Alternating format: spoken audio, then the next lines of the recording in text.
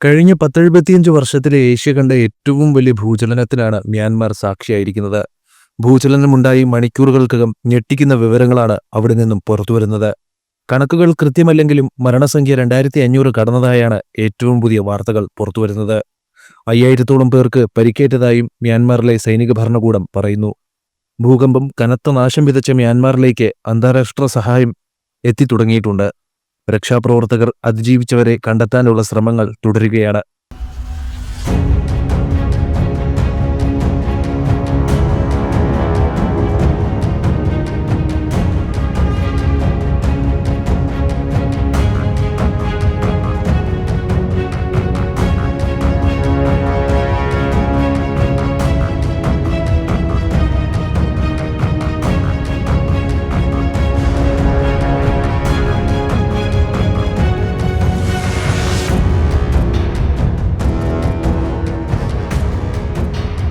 മരണസംഖ്യ ഇനിയും ഉയരുമെന്ന ആശങ്കയും നിലനിൽക്കുന്നു.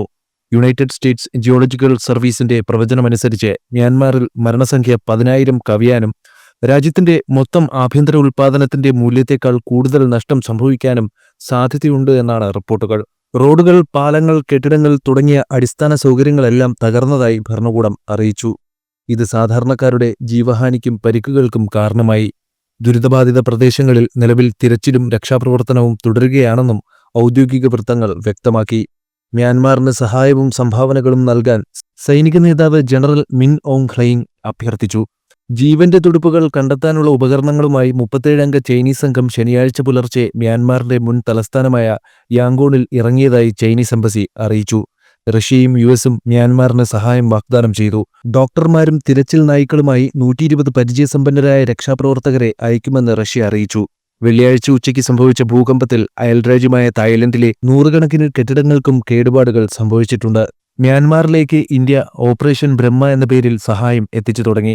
15 ടണ്ണോളം ദുരിതാശ്വാസ വസ്തുക്കളാണ് ആദ്യഘട്ടത്തിൽ എത്തിച്ചത്. ഹിൻഡൻ വ്യോമസേന സ്റ്റേഷനിൽ നിന്ന് ഇന്ത്യൻ വ്യോമസേനയുടെ C-130J വിമാനത്തിലാണ് അവശ്യസാധനങ്ങൾ കൊണ്ടുപോയത്.